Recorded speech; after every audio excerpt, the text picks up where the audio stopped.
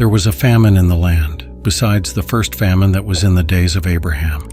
And Isaac went to Abimelech, king of the Philistines, in Gerar. Then the Lord appeared to him and said, "Do not go down to Egypt, live in the land of which I shall tell you. Dwell in this land, and I will be with you and bless you. For to you and your descendants I give all these lands. And I will perform the oath which I swore to Abraham your father. And I will make your descendants multiply as the stars of heaven. I will give to your descendants all these lands, and in your seed all the nations of the earth shall be blessed, because Abraham obeyed my voice and kept my charge, my commandments, my statutes, and my laws." So Isaac dwelt in Gerar, and the men of the place asked about his wife, and he said, "She is my sister." For he was afraid to say, "She is my wife," because he thought, "Lest the men of the place kill me for Rebekah, because she is beautiful to behold." Now it came to pass, when he had been there a long time, that Abimelech, king of the Philistines, looked through a window and saw, and there was Isaac, showing endearment to Rebekah his wife. Then Abimelech called Isaac and said, "Quite obviously she is your wife. So how could you say, 'She is my sister'?"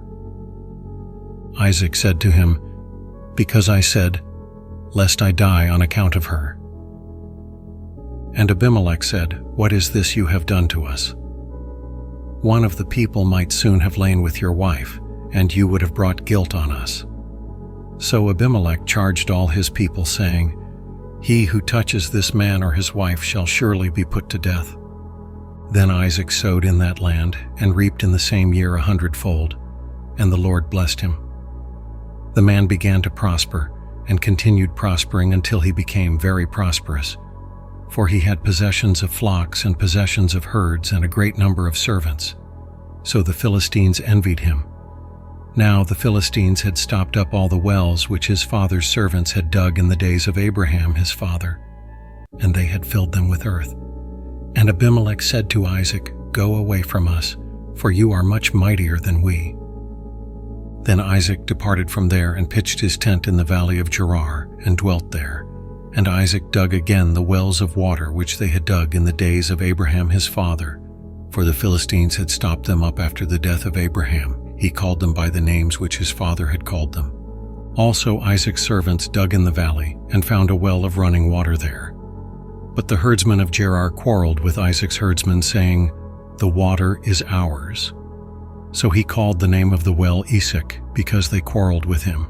Then they dug another well, and they quarreled over that one also. So he called its name Sitnah.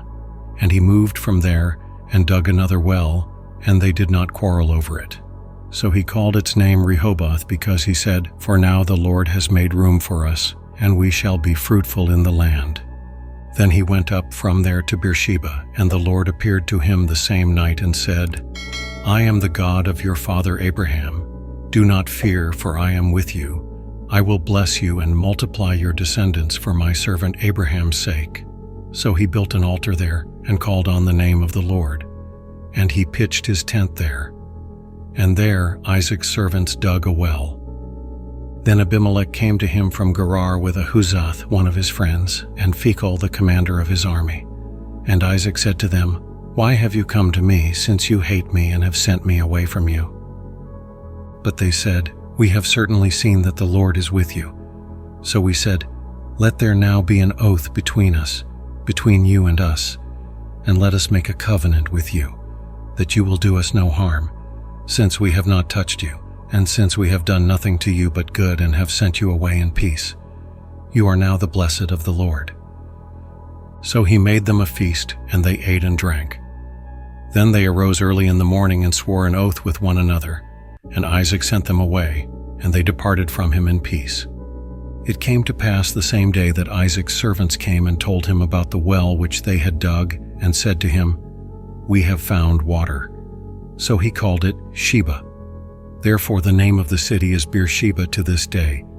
When Esau was 40 years old, he took as wives Judith, the daughter of Beeri the Hittite, and Basemath, the daughter of Elon the Hittite. And they were a grief of mind to Isaac and Rebekah.